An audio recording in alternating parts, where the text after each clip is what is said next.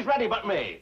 The Clampetts are buying half of New York from a confidence man, and I'm stranded here in the middle of no place.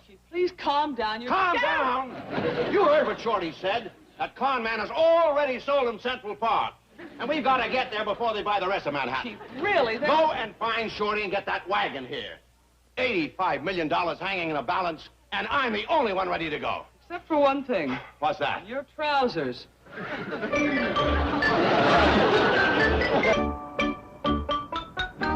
Excuse me, will you hold it? Just a minute. Now, look. Friend, before we disembark, there's something I'd like to explain. I have long been closely associated with the New York police force. They always love to see me come to town. Is that a fact? Are they friends of yours, huh? Chums, pals. In fact, when we enter the terminal, you may notice several of them may converge upon me and begin to ask questions. What kind of questions? Oh, questions concerning unsolved crimes. I'm considered somewhat of an expert in the field of criminology. I like to help the boys in blue whenever I can. Well, it seems to me helping the police is as fine a thing as a fella can do. Well, thank you. Now, they may even want me to accompany them to headquarters to speak to the captain. Where we see you again, Mr. Schaefer? I mean, Honest John? Central Park. Now, you tell the cab driver to take you to the statue of Daniel Webster. Kin to you, was he? Third cousin, if my memory serves me right. Now, look out. Go. Here we go. By doggies, it happened just the way Mr. Schaefer said it would. Them New York police sure was glad to see him. We no sooner stepped foot in the building than three of them came rushing up to him. Grabbed him by the arms and pretty near carried him out. Likely the captain had some tough questions to ask him. Well, he's the one that can answer them. He's a smart fella. Now, where do you folks want to go? Are you stopping at some hotel? No, just take us to the piece of property we was buying, Central Park. You're buying Central Park? Oh, yes, we's gonna farm it and raise hogs and chickens and cattle there. What's that? Sorry. Ordinarily, I don't drive like a nut. No offense. We're coming to Central Park. Any particular place you want to go? Yeah, let us off at the statue of Daniel Webster. That's where Mr. Schaefer said to meet him. Right. Mr. Schaefer is the fellow that's selling us the park. I see. Folks call him Honest John. What else?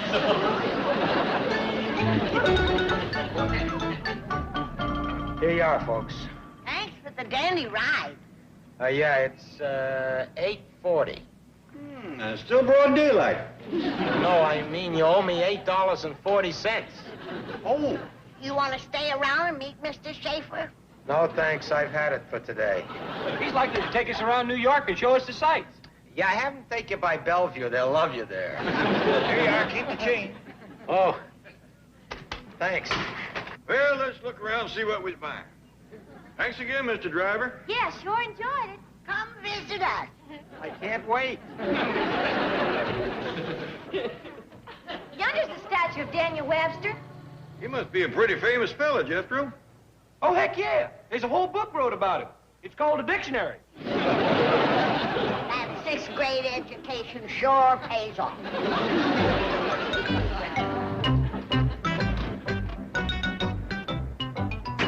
All right, Shifty, you got 24 hours to get out of town. Well, thanks for nothing, Buzz. How about my luggage? Captain says it'll be waiting at the airport. I think I'll see that he's on the beat for this. I am not without influence in high places. Remember, we're giving you 24 hours. So long, pals. Call me anytime. Thanks for the visit. Glad to see you, Mr. Clampett. What did that policeman mean? What did you hear? He said they was going to give you 24 hours. Oh, that, yes. Well, you see, ordinarily, New York closes promptly at 9 p.m. Lights out. However, due to my influence, I have persuaded the police to leave the city open for 24 hours so that you may see it at night. Hey. Times Square, Broadway, 42nd Street, all the famous thoroughfares will be lit up just for you. You wouldn't have had to go to all that trouble. Glad to do it. How do you like the park? It's everything you said it was and more. Now I know why they call you Honest John. A name I have earned by a lifetime of clean living, self-sacrifice, and devotion to my fellow man. I'm proud to know you. Pleasure is mine. Where's the rest of your lovely family? Oh, they's waiting for us over by the lake. By the way, is any fish in there? Hey, the bouncing fish, an angler's paradise. What kind did they catch here in New York? What kind? Well, let me see now.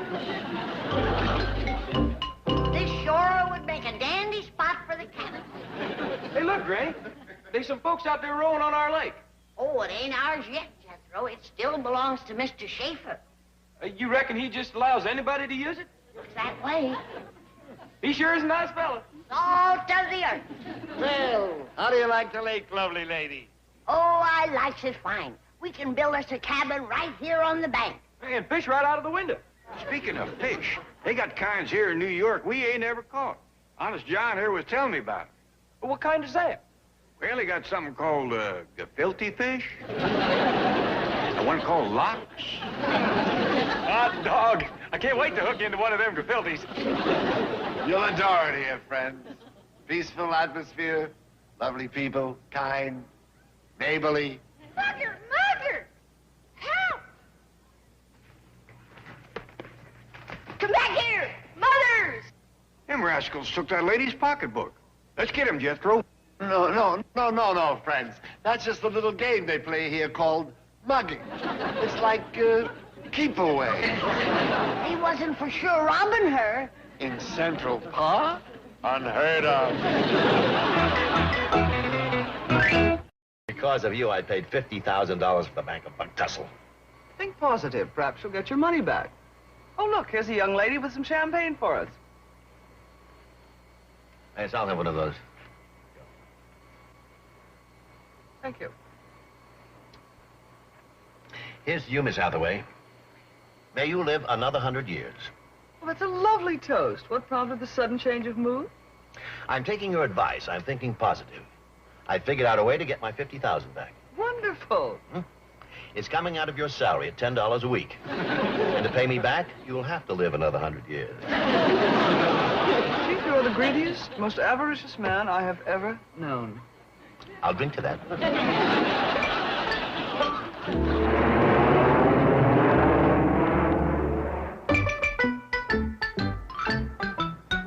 Now then, Mr. Honest John, let's talk business. What would you say would be a fair price for Central Park? Now, what would you say you got on you? Probably no more than $5,000. That's the price. That don't hardly seem like enough. I could write you a check. No. Checks take time. Friends deal in cash. Look, I promised you a sacrifice. 5,000 it is. Not a penny more.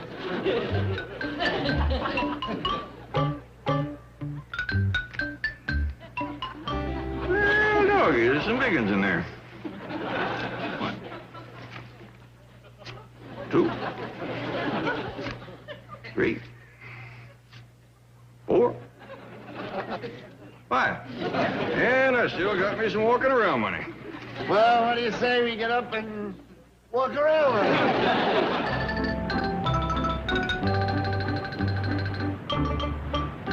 There she is, Mr. Clampett.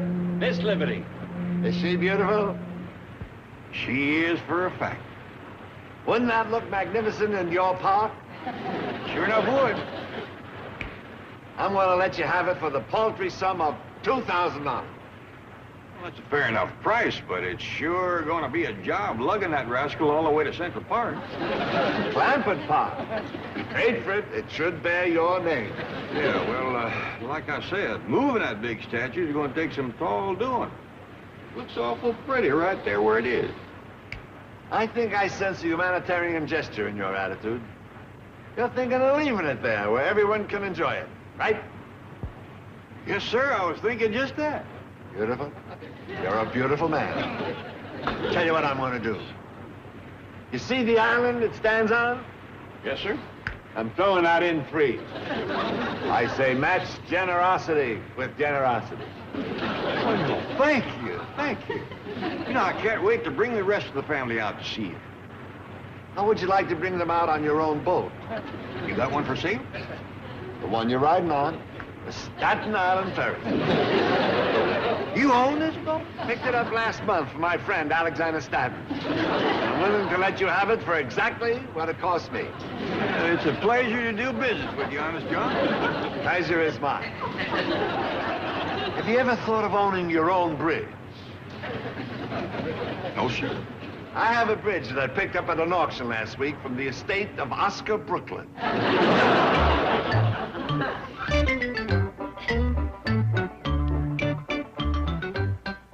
What you all doing? Building a fire pit to cook our victuals in. Except we ain't got no pot to cook in, nor a cabin to throw it out of. Well, we'll buy us an axe and a pot and go to homesteading directly. Where's Mr. Honest John? You know, that fella is so popular with the police, you can't believe it. We had no more than stepped off the Staten Island ferry when 2 more policemen spotted him. Commenced asking questions, did they? They needed his help real bad. It was just like at the airport. They took him to headquarters to talk to the head man. Sure is good to know somebody so friendly with the police. You can trust somebody like that. I see you all changed your working clothes. Why don't you do the same? There's a dandy spot over behind them bushes. Good idea. Howdy. Hey, y'all playing mugging again? Beat it. Huh? Oh, get out of here.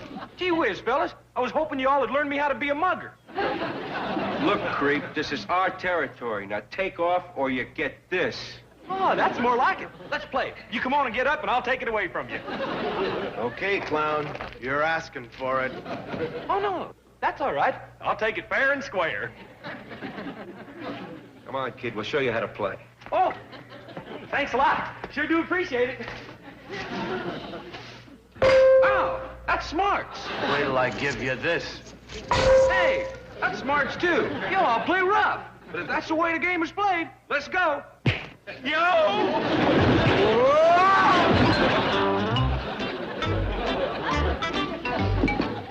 Where you been, boy? Been out playing mugging with them 2 fellers, and I won everything.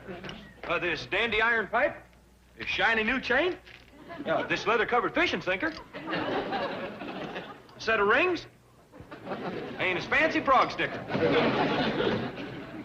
Quite a haul, boy, but you hadn't ought to play it for keeps.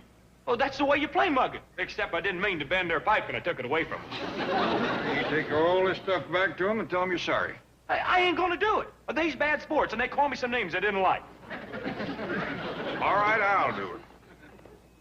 Where is he? Over yonder by them tall bushes. I'll be right back. Well, that guy was tough. What do you mean, guy?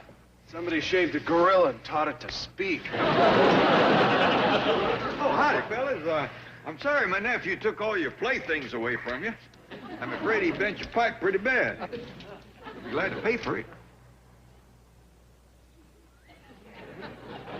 Yeah, why, that's all right, old-timer. Why don't we step behind the bushes and talk about it? Oh, all right. Can we have our pipe back first? Oh, sure. Say, I might just be able to fix this for you.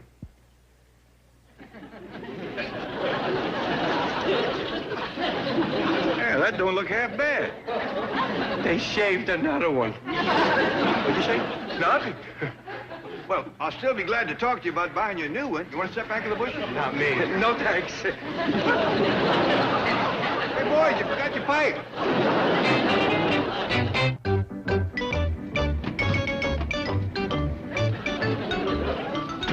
Now remember, Shifty, you have 1 hour to catch a plane out of town. That captain distinctly said I had 24. It's been shortened to 1. This is a prime example of police brutality and persecution. My good friend, the mayor, will hear of this. He's the one who shortened it. But I know my rights under the law. I was rushed from one precinct to another without being able to talk to my attorney. Why couldn't you talk to your attorney? My collect call was refused. You now have 58 minutes to catch your plane. Well, the city of New York has not heard the last of this. My constitutional rights have been abridged. I'm taking this to the Supreme Court. I'll make it a test case. I'll not rest until I receive complete satisfaction. One more word and I book you. I'm satisfied. I'll rest on the plane. Goodbye, my friends. At your service anytime. Love those dedicated lads in uniform. New York's finest. Hey, you think might hire you, too. You spoken to them? Well, no, but they's always so glad to see you. All year round, free of charge. That they do. They owe it to you for the way you're always willing to help them. Well, the police have need of my vast knowledge of crime. And you sure give it to them. At every opportunity. Well, come on over. Granny is cooking up some groundhog stew and gopher gravy. That sounds atrocious. Oh, it is. You love it. Unfortunately, I've just received word that I must leave town. Oh, shucks. That's too bad. Where are you going? Probably Chicago. The heat's off there. We sure are going to miss you, Honest John. I shall miss you, dear friend. Oh, here you are. Granny says pretty near time for victuals. Fiddles? Yeah, a groundhog and gopher. Perfect name. Ellie, I wish you'd wear a dress. How you expect to get a fella when you look like one yourself? Well, gee whiz, Paul. Maybe she'll listen to you. Tell her she looks like a fella. Mr. Clampett, I have bent the truth in my day, but that would be ridiculous.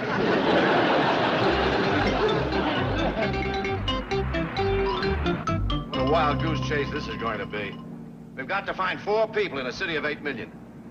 Now, Chief, it's not that bad. Well, we'll start with Central Park. Oh, great.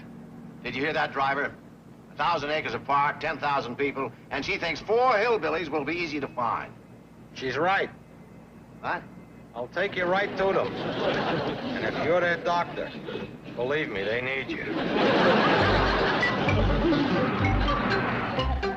Well, I reckon that wraps up our business, Honest John.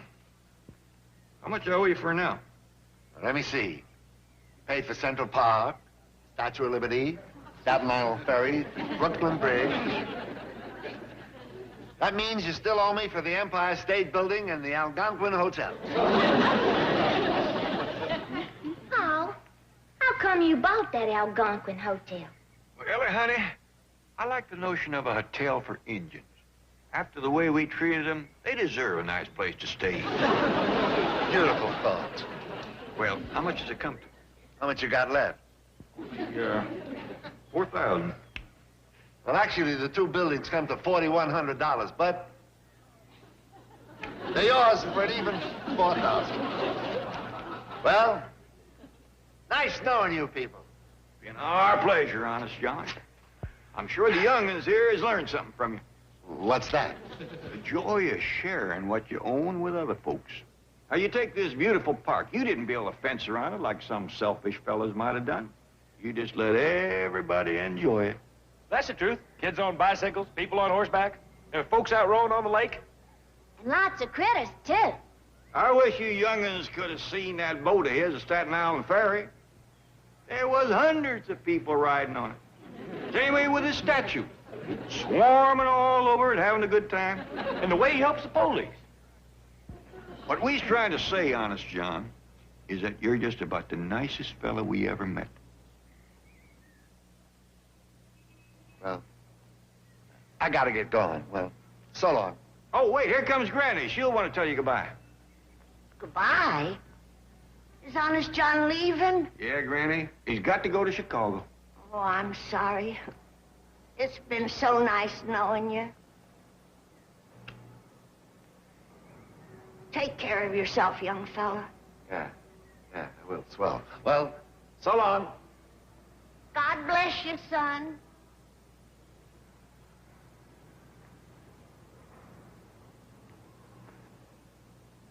Look, folks, I got no use for this money. I mean, what's a few thousand for somebody like me? I'm loaded. I got plenty myself. Give it to the Indians at the Algonquin.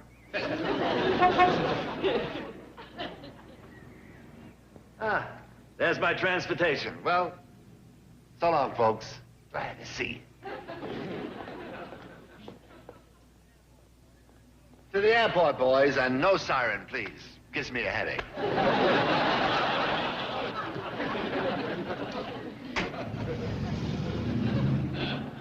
Police sure is crazy about him. With good reason. He's a dandy feller. I hope our paths will cross again.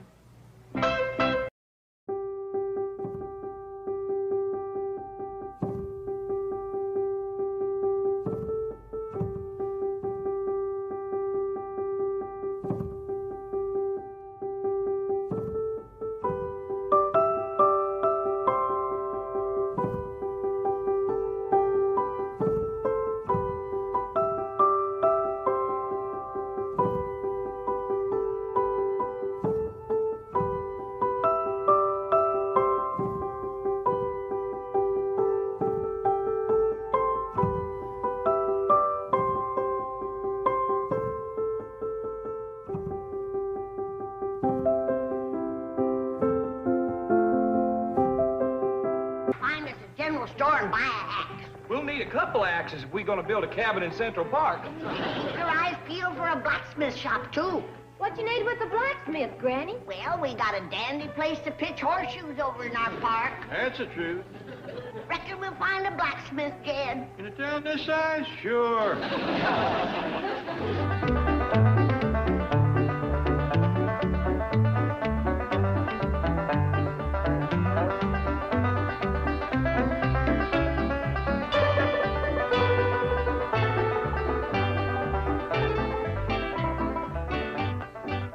Any luck?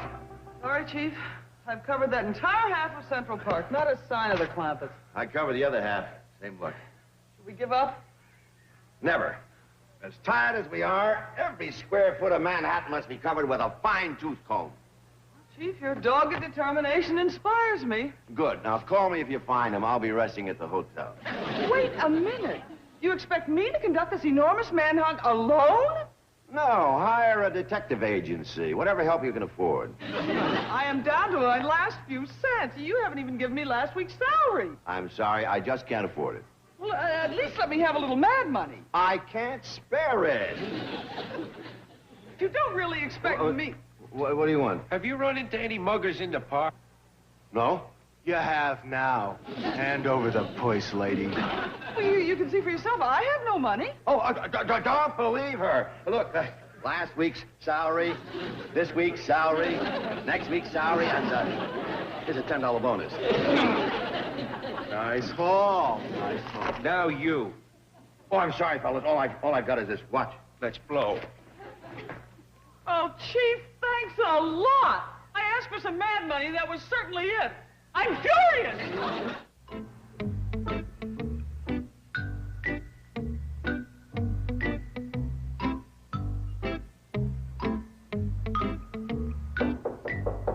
Come in.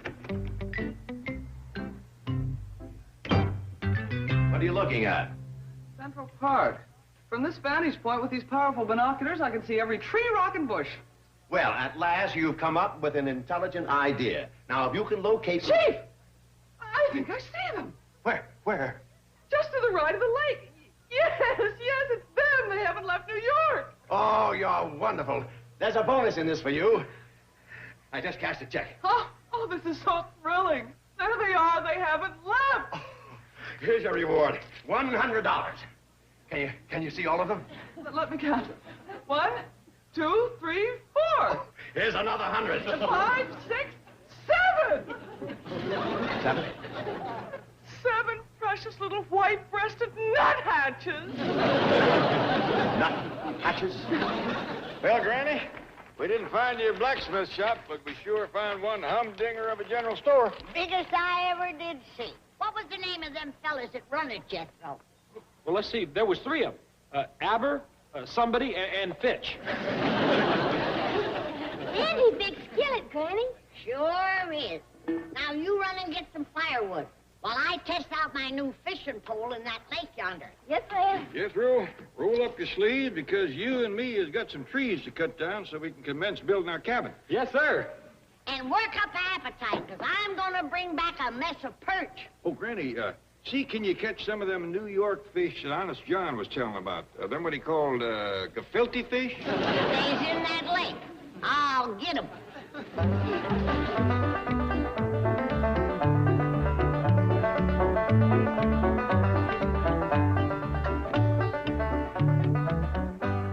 These gefiltes looks a lot like bass, don't they? Yeah. Sure hope they taste like them. Come on, boy. We gotta cut us some more logs. Can't we have bills first? I ain't cooked them yet, buzzard boy. Right in the corner where you are. Right in the corner where you are. Someone far from harbor, you may lead across the bar. Right in the corner. Good day to you. Oh, howdy, Mr. Policeman. Just what do you think you were doing here? Well, I'm fixing to fry a mess of fish. Mm-hmm. And what might this be? Oh, that's our cabin. We're gonna live there. Here in Central Park. That's right. Lady, are you daft? No. I can hear fine. You've broken every law in the book. First of all, you can't fish in that lake. Secondly, you can't start a fire, and you most certainly can't put a cabin up here. Well, Honest John said we could. Well, Honest John doesn't know beans about the law. He does, too. He's a good friend to all of you New York policemen. Is that so? Well, I never heard of the man. What's his last name? We called him Honest John so much that it's kind of slipped my mind. Oh, Schaefer. Oh, Schaefer, is it? That's right. And they call him Honest John, you say? Yep. Now I understand how he came by his name. You don't know him? Well, not personally, but I'm sure he's salt of the earth. And he told us that we could do anything we wanted to in this park. If Honest John O'Shafer said that, then it's gospel. Well, that's what he told my son-in-law. And what might his name be? Jed. His last name? Oh, Clampett. Oh, Clampett, you say? That's right. And where might he be from? Bugtussle. Bugtussle. Is that by any chance in the old country? Taney County. Taney County. I'm from Cork, mister. Fetched you some more firewood. Thank you, honey. This beautiful Colleen must be your daughter, no doubt. Oh, she's my granddaughter. What, the saints preserve us? You don't look old enough to have a granddaughter. That's what Honest John said. A very observant man. And what's your name, child? Ellie Mae. Oh, Clampett? Oh, sure. Thank you, Mr. Police. Bye, young Bye-bye. Miss Hathaway, did you find your binoculars? Yes, I found them. Oh, I'm sorry I lost my temper and threw them out the window, but I'm sure they're not damaged. Those new shock-resistant materials are... Is that the binoculars? It is? Oh, well. Now, here's $1. Have them repaired. You are one in a million, Chief. Ah, what's money for? Now, look, we've got to find the Clampetts. I want you to get in a taxi. I'll pay for it, don't worry. You can owe me. I want you to scour Manhattan from one end to the other. And just how much cab fare do you plan to allow me for this? Well, how about 20, 10, 5? Say, it's a beautiful day. What's wrong with walking? You expect me to walk the entire length and width of Manhattan? No, break it up with a little jogging. It's great exercise. I have a better idea. I am going bird watching. Well, how will I find the Clampetts? There's the window, there are the binoculars, and there's $1 to have them repaired. Lots of luck. Benny, that sure was a scrumptious fish fry. Hey, any of them capiltis left? Not a bone or a head nor a fin. You chomped everything but the skillet. Well, I was hungry. Oh, should I come along and help chop logs for the cabin? Oh, darling, Jethro and me'll handle that. You slip behind that bush over there and change into a pretty dress. What for? So you walk around the park and meet some fellas. Now, you do as your pa says. Yes, ma'am. You know, Jed, speaking of Honest John, he sure is a favorite with the police. Oh, I know that, Granny. A great big burly policeman came by here today, wanting to raise a fuss. You should have heard him when I mentioned Honest John. Oh, Schaefer, he said. That man is the salt of the earth. I never seen a man more popular with the law. I recollect when the police drove him here in their own car. Remember, we're giving you 24 hours. So long, pals. Call on me anytime. Thanks for the lift. Glad to see you, Mr. Clampett. What did that policeman mean? What did you hear? He said they was going to give you 24 hours. Oh, that, yes. Well, you see, ordinarily, New York closes promptly at 9 p.m. Lights out. However, due to my influence, I have persuaded the police to leave the city open for 24 hours so that you may see it at night. What a fact. Times Square, Broadway, 42nd Street, all the famous thoroughfares will be lit up just for you. Oh, Jed, here he comes. Honest, John? No, the policeman, his name is O'Sullivan, and he comes from back in our country. What the hell? Yeah, A place called Cork. Tougher than 8 here. And the same to you, Policeman O'Sullivan. Oh, now, please, call me Tim. All right, Tim. If you call me Granny. Granny it is, then. Listen, I was telling my wife how I met you, and she sent along a bag of cookies that'll remind you of the old country. Well, ain't that nice? Land sakes. Look at that. Takes you back, doesn't it, huh? Yeah. Oh, shake hands with my son-in-law, Jet. Clampett, is it? That's right, officer. Oh, no. Tim to you, Jed, me boy. Thank you. Granny says you're from back in our country. Faith than I am. God's country, I call it. Me too. Granny says you're from Cork. Right, she is. And you're from Taney County. Born and raised there. Tell by the look of you, you came from the old sod. Old and rocky. We had one devil of a time trying to farm there. Farming people, were you? We tried, but that land was so poor you couldn't raise a fuss on it. Will you listen to the wit of the man? Oh, Granny girl, you got the finest family a man could meet. You ain't met Jethro yet. Well, I can hardly wait. Right, I'll go fetch him for you. Poor land, you say? It was for a fact. Tell me, was there a peat bog near your place? I don't recall peat, but there was a clam bog. I'm not familiar with clam bog, but we used to cook with peat. We used to fish with clam. Jethro, shake hands with Officer O'Sullivan. Howdy, Jethro, me boy. Oh, we can look at that face. He's got the map of Ireland all over it. I thought I told you to wash. Gee whiz, Granny. All he's doing is chopping logs. Do as I tell you. Oh, boy. I'll be right with you. I'm sorry to rush off, Tim, but we got a lot of work to do. Oh, I understand, Jed, me boy. And may you have the strength of 10. Thank you. With Jethro, we got the appetite of 10. Oh, what a grand family, Granny. Say, listen, I wonder if I could bring me Sergeant by to see all of you a little bit later. He's a fine lad. Sure. I'll bake him a possum. Possum? Just like back home. Oh, we'd love a bit of old Aaron. Well, I'll try and find old Aaron. But if I can't, a possum's a possum. Yes. I'm a little late. Goodbye for now, Granny girl. As my mother used to say, may the wind be ever at your back. May you be a long time in heaven before the devil knows you're gone. Bye-bye. What a nice man. I hate to tell him that his wife's cookies is spoilt and turned green. Wait here for me, cabby. Hold it now. You ain't disappearing into Central Park owing me $34.80. Are you suggesting that I would sneak off, leaving you to hold the bag? No, I'm suggesting that you don't. How much you say it was? $34.80, and that don't include a tip.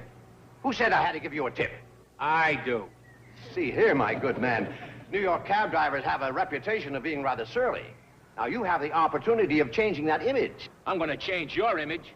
How would you like your nose over here? All right. $24.80. $34.80. All right. Here we are. 10, 20, 30, 5. Now, you owe me 20 cents. Are you kidding? Now, figure it out for yourself. $35, subtract $34.80. Look, sport, you had me driving all over the island of Manhattan looking for 4 creeps. I got 2 traffic tickets because you had me watching the sidewalk when I should have been watching the street. Now, are you going to give me a tip? Very well. Invest in railroads.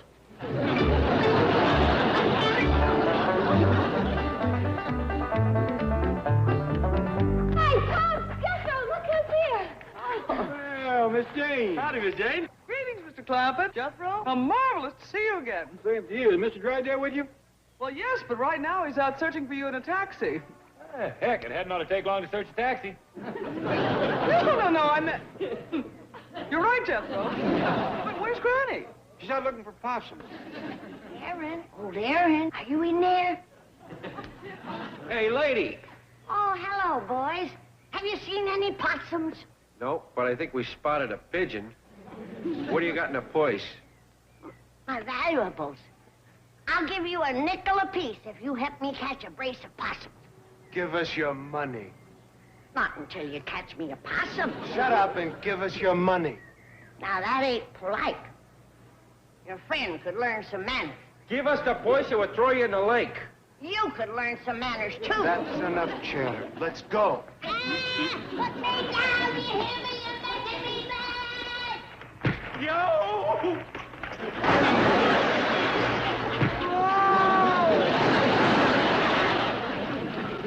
I warned you, you naughty little scamps. Here you are. Well, howdy, Mr. Drysdale. Glad to see you. Sure enough are. I'm glad I finally found you. Excuse me, Chief, but I found them. Well, I found you. Come here. Get over to the hotel and arrange for 6 tickets on the next plane to L.A. Fast. But you haven't even asked for Clampetts. Turn! Up, face! Forward, Hutch! Up, 2, 3, 4, 1, 2, 3, 4. Well, Miss Hathaway has gone to arrange our passage back to Los Angeles. You leaving us so soon? We're all going. Aren't we? Jethro and me ain't finished our cabin yet. Mr. Clampett, you can't build a cabin here. Honest John says we can. Who's Honest John? Oh, Mr. Schaefer. He's the fellow sold Uncle Jed the park. And a Statue of Liberty, and a Staten Island Ferry, and a Brooklyn Bridge, and the Empire State Building. Mr. Clampett, he's a confidence man. That's the truth. I don't remember when I had more confidence than anybody. He's the finest fellow you ever want to meet. No. The man's a bunco artist. What's a bunco artist? Well, that's the fellow that paints bunkos. Well, I think it's... Oh, yeah, I painted a few of them myself. What are you whispering about? Oh, Jethro was just explaining to me about Honest John being a painter and artist. Oh, he's not a real artist? Well, you don't have to be too good to slap a coat of paint on a bunco. Mr. Drysdale, glad to see you. Yeah, same here. You know, Jed, there ain't a possum nor a raccoon or even a rabbit in this whole park. Is that a fact? A body can't cook back home food here. There ain't enough critters. Oh, that's what I miss. My critters. And they miss you, Ellie. They do? Yes, when I left, they were whining and crying. Their tears were rolling down their hairy little faces. Oh, Paul, I gotta get home. What do you think, Granny? Well, I gotta admit that I miss my still. Still? A peace and quiet. I like it still. Uh-huh. How about you, Jethro? Oh, come to think about it, Uncle Jed. I can't wait to get on that airplane. Homesick, huh? Hungry. They serve good victuals. Well, I reckon that does it. Let's all fan out behind them bushes there and change to our traveling clothes and be on our way. Yeah, let's hurry. What am I doing? I don't have to change. Oh, it was a grand family. Salt to the earth. Wait, it looks like they've gone. What's this? Dear Tim, we couldn't find old Aaron in Central Park. I've gone back home, love Granny.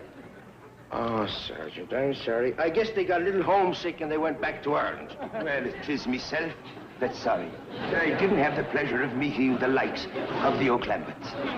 You missed a grand family, Patrick, my dude, a grand family. Didn't you say? Yeah, you're familiar with it, Pat? No, I'm not, Timmy boy. But if it's anywhere near Killarney, well, let me put it this way to you now. They're nearer to a little bit of heaven.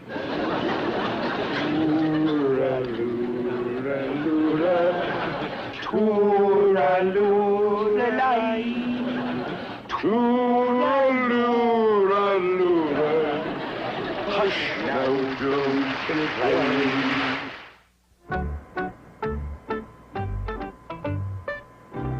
Look out the window, Jed. Honest John kept his promise. The whole city of New York is lit up. Dog of a day. Ooh-wee! Ain't that pretty? Must be a million lights on. If ever there was a man of his word, it's Honest John Schaefer. What are you people talking about? Them lights down there. Honest John had the police leave them on just for us. Him and the police are just like that. Now, listen to me. That man is wanted by the police. That's a fact. He's crazy about him. Glad to finally realize what a nice man he is. He's an angel. I love him. He's the sweetest, kindest, darlingest, most adorable, precious doll of a man that ever lived. He's fond of him, too, but let's not get sickening about it.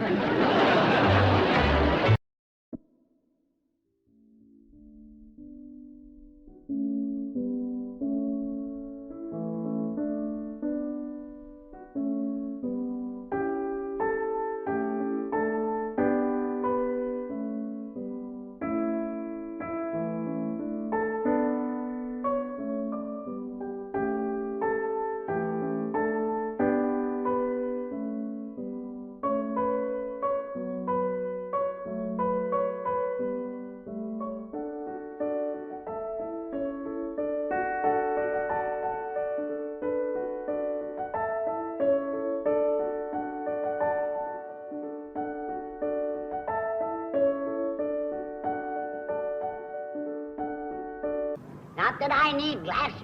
I got what they call perfect vision. Right, Jed? I'm Ellie. Well, the sun's in my face. But your pa will tell you, I got eyes like a hawk. Right, Jed? Granny, Mr. Clampett isn't with us. He's coming here with Mr. Drysdale. Who's that sitting in the back with me? That's your medical bag. Oh. Perhaps we better go back and get your glasses. Who needs them? Herman!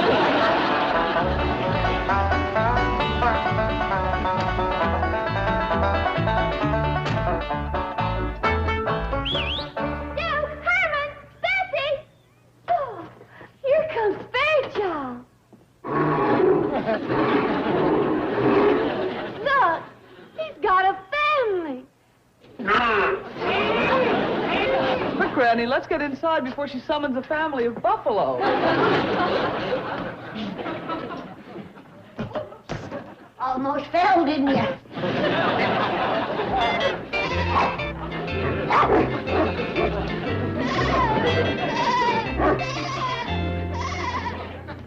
Oh, it's good to be home again. I just love this room. Somebody move the piano. Granny, that's the stove. What's the stove doing in the parlor? Granny, this is the kitchen, and I had better call the airline and see if they found your glasses. I only need them for reading. Oh, here's a note from the young vet who's been taking care of Ellie's animals. Young what? Vet. He's a veterinarian. Oh, yeah, I've heard of them. But personally, I like to eat meat. You're thinking of a vegetarian. This young man's an animal doctor, Dr. Robert Graham. Oh, he's the young fella that Mr. Drysdale said would be just right for Ellie Mae. Where is he? This note says he's down by the swimming pool. I think I'll saunter down there and say howdy to him. I'll call the airline. Oh, my, it's turned cold outside. Granny, you've opened the refrigerator. Maybe I better go down to the pool with you. You might fall in. Oh, no. Once I get outside, I'm on familiar ground. Well, very well.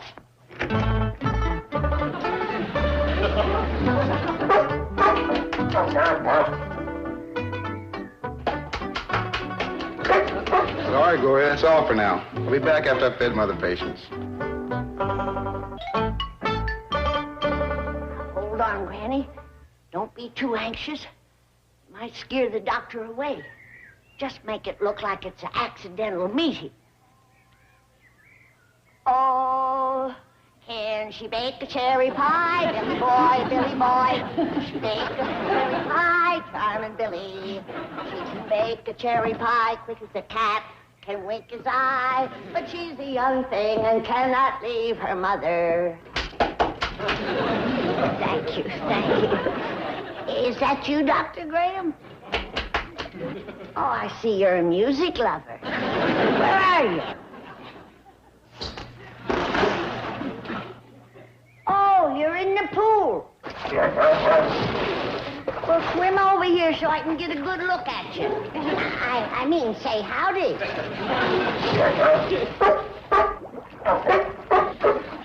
You hadn't ought to be swimming with a cold like that. Well, excuse Excuse you. That cold is gonna turn into pneumonia if you don't get out of the water. Oh, yes, well, thank you very much. Goodbye. He's home, Miss Jane. Oh. And Mr. Drysdale said he'd like you to drive him right down to the bank. Right away. Where's Granny? She's down at the swimming pool saying hello to Dr. Graham. Dr. Graham. He's the young veterinarian who's been looking after Ellie's critters. Oh, he's the one that Mr. Drysdale said would be a fine catch for Ellie Mae. That's right. Well, bye. Bye. Oh, Granny, did you meet Dr. Graham? I did. What'd you think of him? Jed, Ellie Mae can't marry him. He is the ugliest one man that ever growed a breath. Plain, is he? He's got a pinhead, pop eyes, straggly, droopy mustache, and no ears. Ain't that a shame? He must be smart. He's a doctor. Some doctor, he coughed right in my face. No. He's splashing around in the pool with the worst cold you ever seen. Well, that don't seem too bright. But the way Mr. Drysdale brags on him, he must have something. Oh, he has, Jed. He's homely, he's rude, he ain't too brainy. But that rascal sure can swim. Where are you going, Ellie? Down to the pool to meet Dr. Graham. Oh, don't bother. What you mean? He ain't for you. Well, Mr. Drysdale says he's single. One look and you'll know why.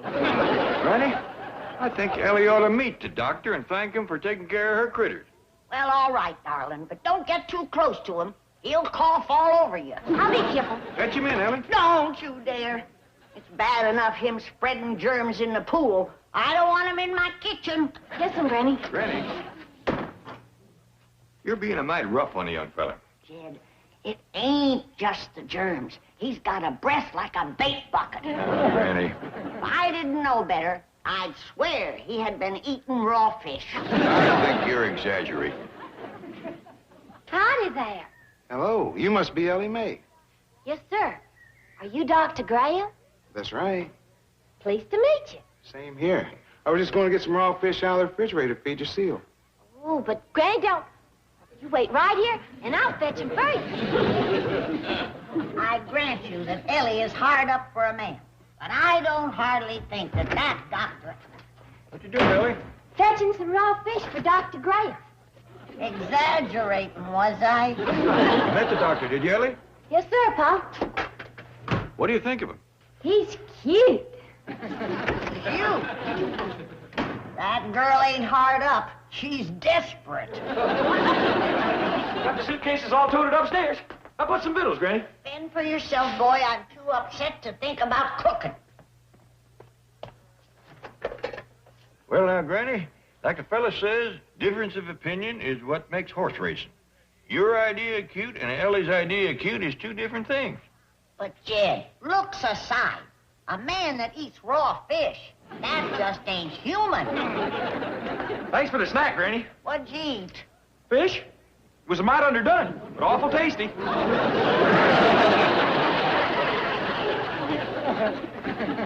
there goes that argument. Since when do you call him human?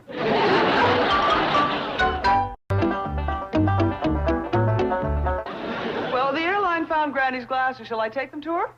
Oh, yes, yes. And while you're there, see what you can do to encourage a romance between Ellie Mae and that young vet I hired to take care of her animals. Young vet you hired? Well, persuade. Try again. All right, force. That's better. You threatened to foreclose on his animal hospital. What's the difference? I'm doing that young man a great favor getting him together with Ellie Mae. Well, she's the catch of all time. Imagine marrying a girl with a figure like that. 85 million. You're an incurable romantic. Well, I'm on my way. Those two will hit it off great. I sure do thank you for taking care of my critters, Dr. Graham. Please call me Bob. Thank you, Bob. I know they was a heap of work. Tell me something, Ellie. How'd you happen to start this collection of animals? I don't know. When we lived back in the hills, I always had me lots of pet critters. I'd find them in the woods and just fetch them home. You had a rapport. No, but I had a chipmunk, and a deer, and a raccoon. I mean, you've always loved animals. Oh, yes, sir. I like them better than a lot of people I've met. I'm with you there. Say, who's this coming? Oh, that's my little brother and his pet otter. Jimmy, this is Ellie Mae Clampett. Well, howdy there, Jimmy. Hi. This is my otter named Charlie. Howdy, Charlie. I'm needed at the hospital. How about dinner tonight? Well, Not you, her. That'd be dandy. How about a movie? swell. I'm talking to Miss Clampett. I like that. 7 o'clock, okay? Just fine. Let's go, Jimmy. Can't Charlie make us swim? Well, Sure you can, Jimmy. you don't have to worry about him. He swims like an otter. And so does he. See you later. Bye, Dr. Graham. I mean, Bob. Did you bring your swimming suit? Yes, ma'am. Charlie doesn't need one. Over yonder's a bathhouse. I'll put on my swimming suit and join you. Swell. Meet you back here.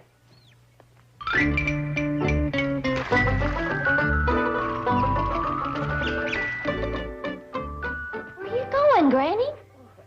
Is that you, Ellie? Well, yes, ma'am. Ain't they found your glasses yet? Who needs them? What are you doing in my root cellar? Oh, this ain't your root cellar. You're headed for the swimming pool. Oh, my, that smog is terrible. Is that homely critter doctor still around? No, please don't call him that, Granny. His little brother Jim is here. Come on, I'll take you to the root cellar. I don't need to be took no place. Yes, ma'am. See you later.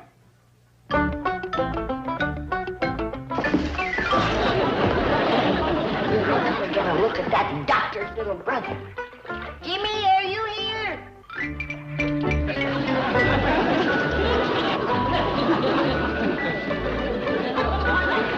Oh, you're in the pool, are you? Well, swim over here so I can get a good look at you. That's his little brother, all right. Granny? What do you want? Miss Jane fetched over your glasses. I don't need them. Where in the blue blazes are you? I'm here in the root cellar. Root cellar. She's in the storage closet. Jed, I got bad news for you. We was robbed. Robbed? Whilst we was gone, somebody busted into the root cellar there and took everything. Granny, put your glasses on. There ain't a ham, nor a sausage, nor a jar of fruit left in there. They cleaned us out. Put your glasses on. Oh, all right. I'll do it to please you. But I don't need them.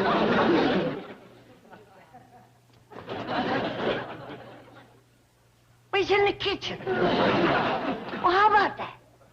I didn't know you could get from the root cellar to the kitchen. Big house like this is always something new turning up. Well, I gotta finish some work out front. Oh, Jed. I seen Dr. Graham's little brother. What does he look like? Well, I hate to mean-mouth a young'un, but he is just as homely as the doctor. Sorry to hear that. But I'll say one thing about that family. They is swimming fools.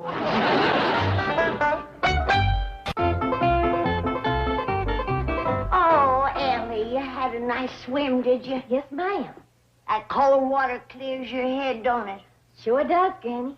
Well, now that your head is clear, how do you feel about that Dr. Graham? He's cute. We's gonna go out on a date tonight. Oh, Ellie, you're busting your poor old granny's heart. Oh, I had such sweet visions of orange blossoms and rice. Hey, Granny, I've been looking every place for you. How about something to eat?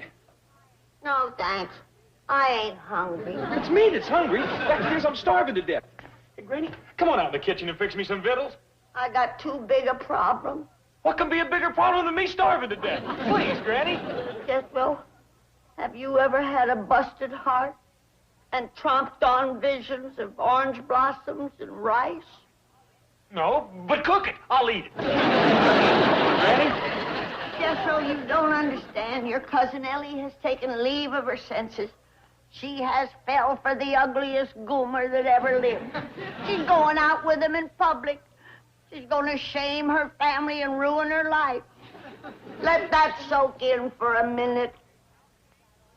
Okay, now can we eat? You got all the warm family spirit of a black widow spider. But gee whiz, Granny. You realize that we might have to lock Ellie in the attic for a while? Can I have her victuals?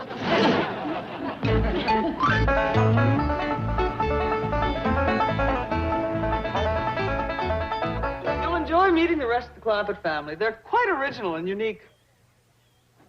Look at that handsome fella with Miss Jane. How come Ellie can't get a man like that? Would you like him to be Ellie's beau? Of course I would. I'd give anything. Would you give a mess of ham hocks and turnip greens? Hog jowls and corn pone? Grits and fatback? Of course, but... I'll take care of it. Wait a minute, Jethro. You can't take him away from Miss Jane. That wouldn't be fair. It would be if she was swept off her feet by Hollywood's handsomest playboy. Who's that? Me! Yeah. Come to think of it, Miss Jane always did have a soft spot in her head, in her heart for you. Come in, cooking, Granny. Darling, sweetheart, lover. What? Why do you want to go and break my heart like this? Don't you know I'm crazy, mad, desperate, head over heels in love with you? Jethro, I didn't realize you felt... Well, I didn't realize it neither, till I seen you holding hands with this here rascal. It set me on fire. We're holding hands. Oh, let's be honest. Please, let her be mine and mine alone. Why, I love her. She's wonderful. She's beautiful. I'd do anything Wait for her. a minute, I'm not... Let the boy talk. I'm too talking. I'm carrying you off to paradise. Oh, where's that? The kitchen. He done it. I'll cook that boy more victuals than he's ever seen. Jethro, Miss Jane, what's going on? Oh, Mr. Clampett. Shake hands with Dr. Grant. Oh, glad to meet you, Doctor. Pleasure's mine, Mr. Clampett. Come on in. Thank you. Say, about that big fella just carried Miss Hathaway into the house. Jethro? Yes, I can't quite figure him out. Well, we all been working on that, Doctor. And the best we've come up with is that Jethro went right from his first childhood into his second childhood with nothing in between.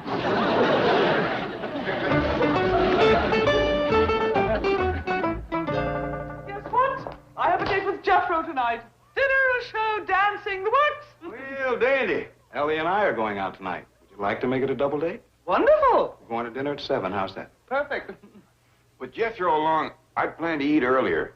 He commences to get mean along about 6. Well, good suggestion. I must get back to work now. Would you mind dropping me off at the hospital? Glad to. Would you take me by the bank, please? I want to talk to Mrs. Dryden. Come along.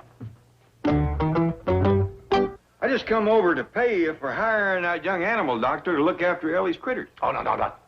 Keep your money. Does Ellie like him? Oh, yeah, they got a date tonight. Now, you just peel off whatever you're out of pocket. Mr. Clampett, I wouldn't think of taking your money. Well, I know you didn't get him for nothing. Well, the important thing is that Ellie likes you. Now, take your money. Well, it don't seem right. No. Take it. Our friendship means more than money. Well, if you insist. I do. Here. Go ahead. Take it. It would help if you unclenched your fist. What's the trouble? Nothing. Just a muscle spasm. He can't unclench his fist. Oh, there must be money in it. How did you know? Well, it's happened before. It's an affliction peculiar to bankers. I believe the medical term is lutus contractus. Sounds serious. Oh, no, not really. I recall from my study of anatomy, there's a nerve at the base of the neck. It's called the reed nerve. Yes, here it is. Now, if you're ready to catch the money. I got it, thanks. You and your education. Jethro can eat a cherry pie. Looks like you've been feeding the army. I have. A one-man army. Jethro? I promised the boy all he could eat. There for a while it was nip and tuck. I was only one ham hock ahead of him. He didn't eat all them ham hocks alone, did he? Oh, no. He ate them with grits and greens and a sack full of yams. Full sack? Jed, that boy can eat yams like other folks eat popcorn. Where is he now? Upstairs in bed, sleeping it off. I best go wake him. Forget it. He'll be hibernating until breakfast. He has got a date with Miss Jane in 10 minutes. I even went out and hired him a tuxedo, and he ain't going to stand her up. I'm coming.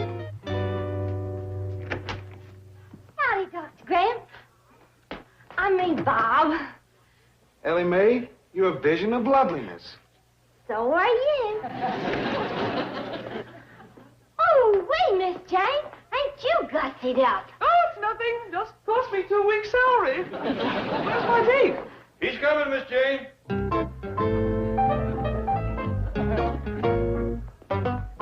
But I thought I had a date with Jethro.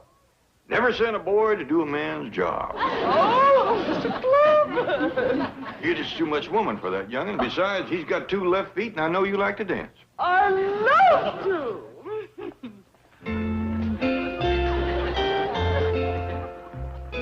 Hope you young'uns can keep up with us. I may have missed the local, but I have caught the express.